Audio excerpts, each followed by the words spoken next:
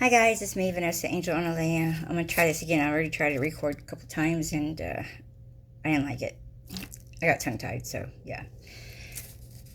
So I'm gonna read slowly and try again, okay? So here we go. Today I'm going to speak with you about intentions, mistakes, consequences, and transmutation of these energies. So most people think that once you sin, then you're going straight to hell. This is not the case, at least not from my perspective. Depending on, well, keep in mind, I am spiritual, not religious, and for those of you who are very very religious, Christian, whatever, please keep an open mind because everybody's consciousness is different, and one way or another, you guys are going to have to come to terms with. You're going to have to face what do I choose? Am I going to physically upgrade, or am I just going to stay stuck? Because it's going to be an inevitable choice. I use the Bible for guidance in spiritual warfare. It's very easy for me to use it as a tool because I see the Bible from my own human experience with being a psychic and every other aspect that I am, which is a multitude of things. It's contradictory. So everybody's entitled to their own views, and freedom of speech is valid, so that's what that is. Spiritual, not religious. Keep that in mind. And this is abstract as hell, so, if you're not into it this far, then you might not want to listen to any further, okay? Anyways, however, it is very effective when asking for guidance in prayer and as a tool in attacks, in the matrix and a few upper realms. There is war in heaven and hell. So for my perspective, the point of ascension is to promote a more loving consciousness to, number one, bring the Earth's frequency back up to help the past damages and trauma be released. Number two, to promote a better unity among humanity and lessen the possibilities of further destruction of the Earth, and for generations to come, to continue consciousness and ascension. Number three, to scientifically set frameworks and integrate innovations to stop warfare in some aspects, and then in others, to be able to get humanity to be able to travel intergalactically with science being progressed. Let's just say that. There will be a galactic bypass be built, hence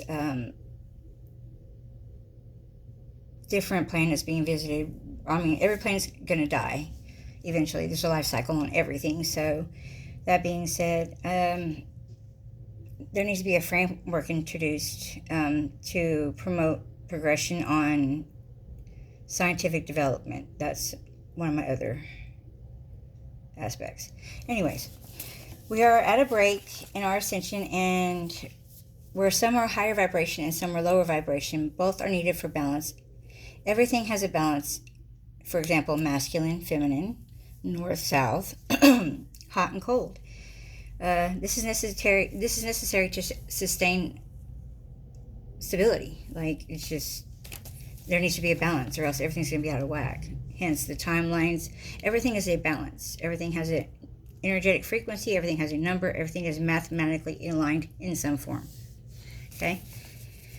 With that being said, some things will have to be transmuted and alchemized for energetic change, exchange, and recharge, if you will, after emissions of vibrations, frequency, and a cosmic value sense. So after you do the change or exchange or whatever you're doing as far as your energetic work, it's going to have to be sent out into the air, right? The ethers, thus giving a cosmic value frequency, okay?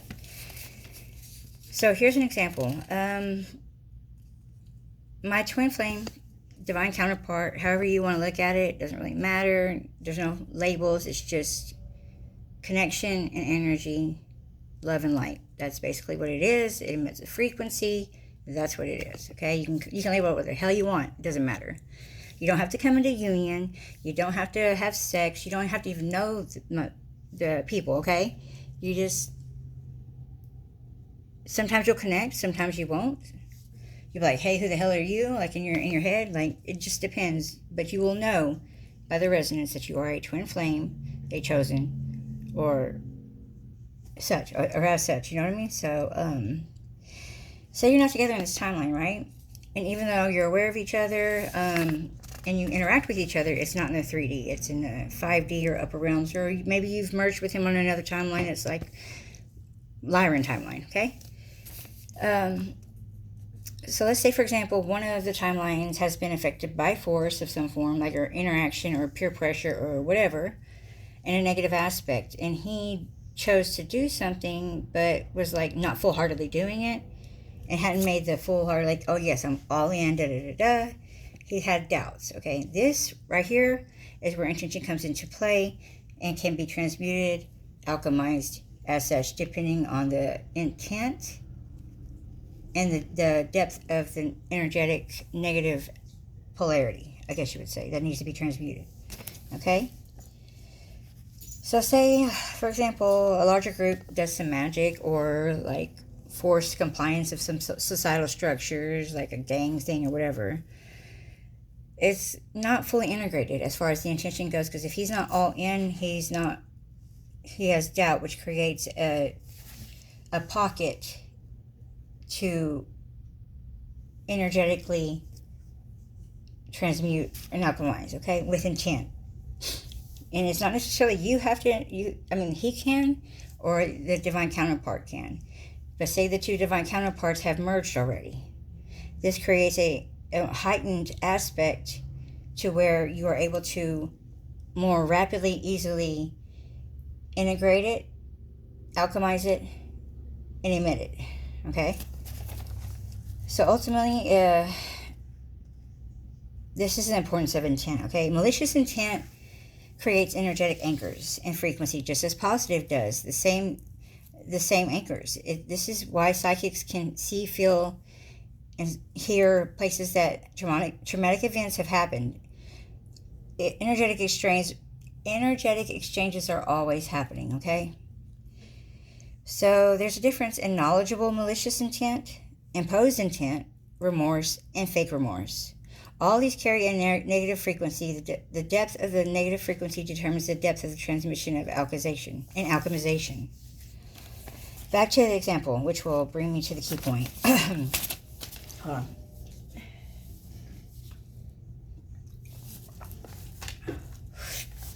So let's say you have a gang and a new guy moves into town.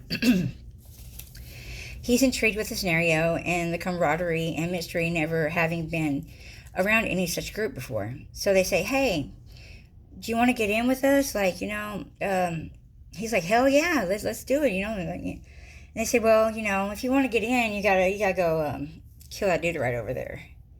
And he's like, ugh. Like, he's not showing it, but he's like, well, that's kind of against my morals. He's thinking to himself, right? So, since he's a child of God and his morals are against him doing this, but he does it anyway, out of peer pressure or whatever, right? This, with him not having, with one inkling, one energetic signature of doubt, undesire to do so, in a negative aspect, creates a way to send out the frequency. Luna? No. I'm sorry. Creates a way to send out signals for alchemization. Like, it sends out, regardless if if he does it, okay? If he does the action, and he's not all in it, in his heart, or his mind, or both, if he has any doubt, any type of, I don't know, okay, that's not a full malicious intent. That is not an anchor or a set energetic signature, if you understand what I'm trying to say. Okay? Anything else other than that can be alchemized and transmuted, depending on where you're at with ascension, where you're at with yourself and your progression with your self-worth. There's a lot of aspects that changes all this, right? So let me get back to where I was. So now let's spiritually take it up a notch. Let's say he's older and he has a divine counterpart. Both are spiritually inclined, and he goes ahead and does it for societal constructs or just plain experiencing the peer pressure, right? This creates a window to transmute the energy by either parties, the divine or the masculine. Whoever is more capable is easier to do it, okay? But his counterpart is psychic, awakened, and merged properly in frequency. So as soon as he does it, she feels it. She sees it, or both, which is easier if you're on a higher frequency. This brings me to my meditation. After I had transmuted the energy that I thought like was in this, I thought I had transmuted the energy as far as negated all the negativity from my vessel, my spiritual aura, and my frequency, right? Because once it's alchemized, it's done, it's gone, right? Or thought so, right? So around the same scenario, and keep in mind multiple timelines can be accessed at once. So discernment is key to understanding what you're doing and how you're doing it, right? I wasn't thinking about the meditation being affected because I haven't had the gifts of ascension as I do now, so I'm still learning as I go along, but it all makes sense, and so I can pretty much put it into the puzzle pieces for you guys by telling you my experience and how I've navigated that to get a message out to you guys, and you guys can take it however you want, okay? So since my twin and I are not in union and have never actually spoken to one another in actuality, 3D aspects yet, we can telepathically communicate with ease, at least on my part, which pretty much sets a form of foundation of interconnectedness. Spirit, God, energies, it's all the same. I was speaking with him for clarity in this meditation. I was talking to him for clarity and on what I was transmuting. I was asking basically why was I transmuting that, right? And what happened is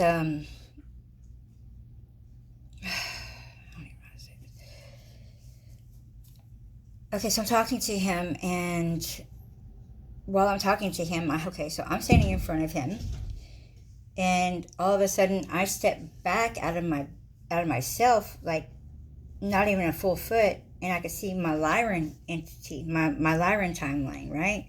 The one that's just directly behind me. He's standing in front of me, and I'm right here.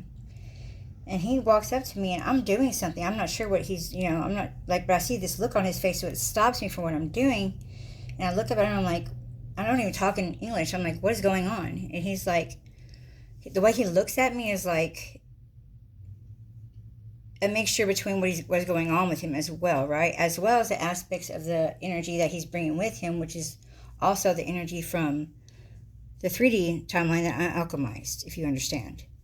So it's all coming to me at once. I'm like, whoa, he's like, and he just looks at me so strangely, and I'm like, he says, I say, what's going on? He's like, well, you're in two spirits, like you're in mind and body, like up there, So I'm like, well, I could see myself and look up. So it's like basically the heart and body right here, anchored, like in front of him.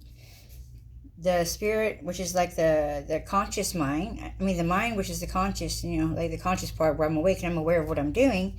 And then the spirit body, which is the subconscious and working with that energy as well, right? So,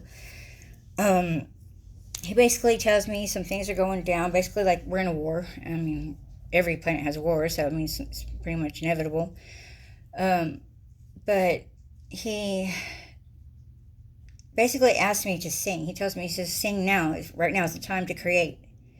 I'm like, okay. So he says, I can do it with you if you want. And I'm like, I don't know if I chose it or not, but all I know is the energy, when I formed the thought to start to sing, it alchemized everything, and then I came back to here. Okay, so that being said, let me get to where I was.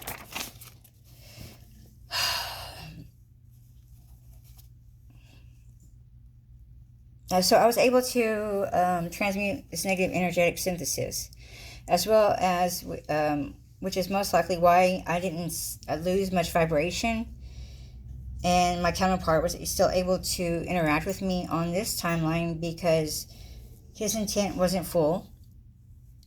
I was able to alchemize it on the upper timeline and this timeline, so which is going to create a sevenfold aspect, right? Which like creates the karma and all that, right? So you have the spirit body, the conscious mind, the regular form of body in the meditation, as well as the enlightenment body, right? And then you have your divine counterpart, which is integrating with the two timelines. Okay, this creates a sevenfold effect. If you want to look it up, you can look it up. I'm not going to go all into it. If it makes sense, it makes sense. Okay. Hold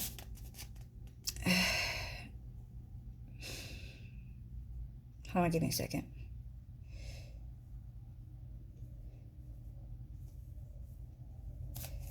So consciously using the magic of the spirit, the body, mind, and the soul to alchemize,